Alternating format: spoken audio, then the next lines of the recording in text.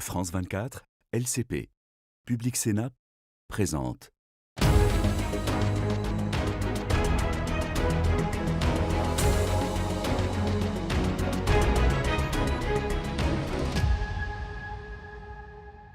Merci de nous rejoindre à Bruxelles au Parlement européen que nos amis britanniques ont déserté il y a 6 ans après le Brexit, c'est-à-dire la sortie du Royaume-Uni de l'Union européenne. C'était il y a 10 ans tout juste. Alors le Brexit est-il une réussite de l'autre côté de la Manche? Économiquement, l'affaiblissement est patent alors que le Royaume-Uni a vu sa richesse nationale baisser de 6% en 10 ans en raison précisément de cette sortie. Il a aussi produit des tensions entre le centre, l'Angleterre, et la périphérie, l'Irlande du Nord, l'Écosse, qui ont voté en faveur du maintien dans l'Union européenne. Et puis 10 ans plus tard, 56% des Britanniques souhaitent retourner au sein de l'Union européenne, selon un sondage de l'Institut YouGov. Et puis d'ailleurs, le gouvernement travailliste opère un rapprochement avec les 27 États membres de l'Union européenne ces 2 dernières années. Des convergences qui sont nombreuses sur plusieurs sujets, la diplomatie, la défense, auxquelles s'ajoute aujourd'hui la réintégration du programme européen d'échange Erasmus+ en 2027.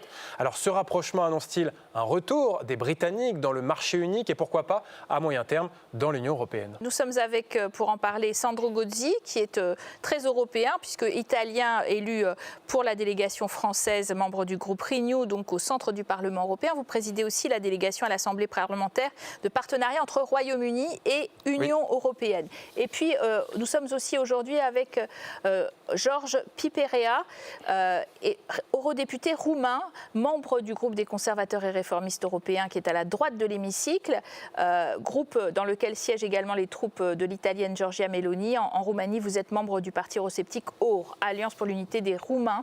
J'ai envie de vous demander quel bilan vous tirez 10 ans après ce vote qui a fait en quelque sorte trembler l'Europe, inquiète pour son futur. Un désastre, une décision démocratique qui a des conséquences négatives sur toute la ligne. Le Royaume-Uni a tout perdu, n'a rien gagné, a perdu en termes économiques. Vous avez rappelé les 10% de moins de croissance, a perdu en termes d'emplois, 1,8 million emplois de moins, a perdu la place financière de Londres, a vu fuir plein d'activités vers Paris et vers Francfort.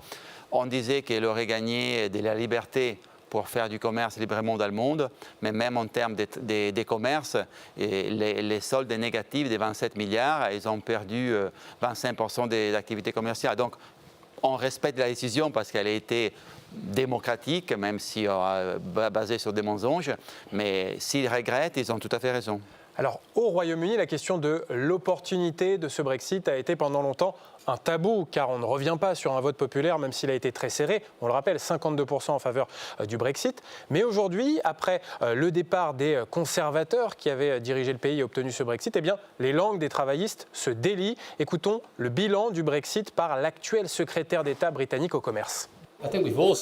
Nous l'avons tous dit au sein du Parti travailliste et au sein du gouvernement. Le Brexit a causé d'énormes problèmes à l'économie britannique. Il y a aujourd'hui 16 000 entreprises britanniques de moins qui exportent vers l'Europe. Eh bien ça, c'est un but contre notre camp. George Piperea, ce Brexit, c'est un fiasco économique pour le Royaume-Uni? Je ne sais pas. Permettez-moi de faire quelques précisions parce que vous avez dit que je suis un eurosceptique. Je ne suis pas un eurosceptique. Mon parti est une partie d'opposition qui critique la bureaucratie européenne, c'est-à-dire, vous pouvez le dire, eurocritique mais pas eurosceptique. Sur le succès, sur l'échec de Brexit, je serais un peu équilibré parce que vous savez, le Brexit a été possible pour un État qui s'appelle le Grande-Bretagne et qui s'appuie sur le Commonwealth qui est le vieux empire britannique. Donc il y a beaucoup de ressources à la fois humaines et matérielles potentiel qui peut être extrait de cette Commonwealth.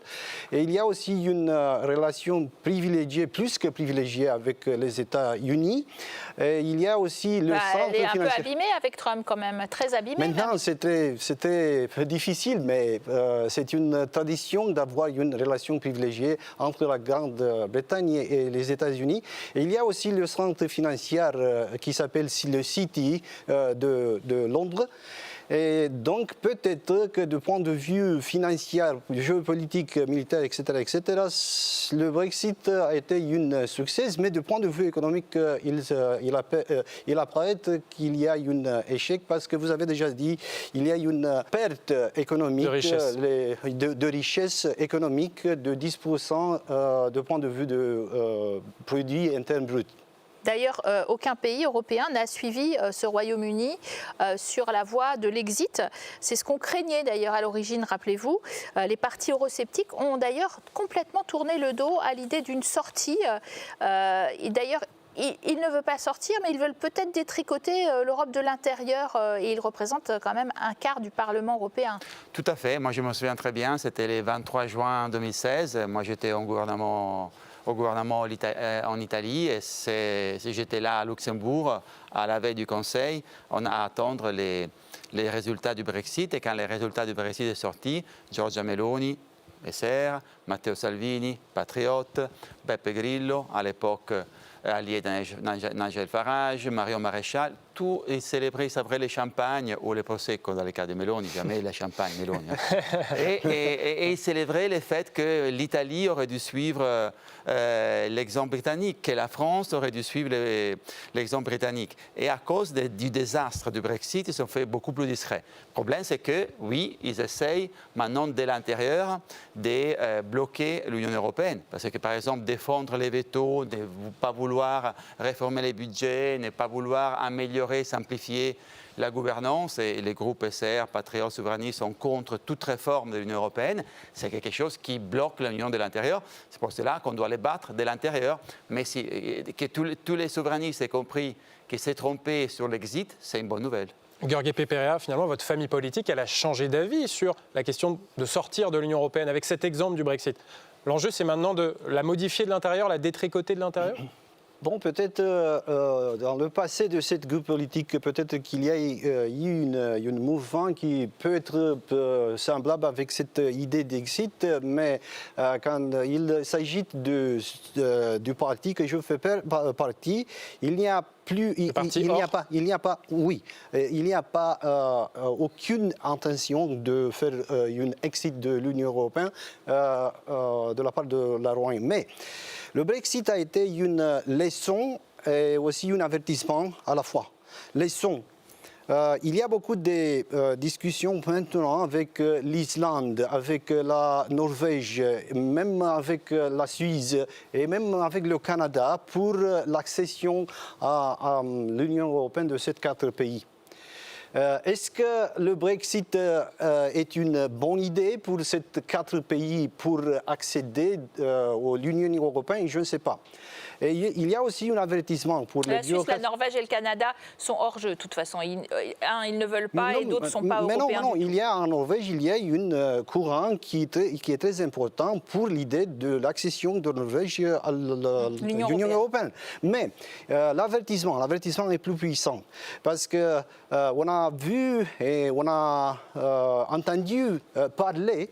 Par exemple, les politiciens de l'Allemagne et aussi les politiciens de la France, d'une Europe avec 2 vitesses. Ça, c'est un très grand problème, très grand risque. Si on parle d'une Europe qui est partagée, fracturée entre les pays de l'Europe de l'Ouest et les pays de l'Europe de l'Est, on parle d'un problème extrêmement grave pour la consolidation de cette idée européenne. Ce qui fait le rapprochement aujourd'hui, c'est clairement, et on va le voir en image d'ailleurs, c'est la diplomatie. On est sur des bases beaucoup plus solides avec les Britanniques sur des questions de diplomatie, de défense défense. Les Britanniques pourront par exemple bénéficier du prêt de 150 milliards d'euros de l'Union européenne pour augmenter leurs dépenses militaires parce qu'ils regardent aussi en direction de Moscou, qui est le principal agresseur du continent effectivement européen. Et puis, ils n'ont pas ce lien privilégié avec Donald Trump qu'ils espéraient. Donc ça nous donne des raisons d'espérer un rapprochement en défense et on a raison de leur donner aussi les moyens européens de se défendre. Oui, la guerre en Europe a changé la donne. Et la guerre en Europe a vraiment complètement changé le contexte.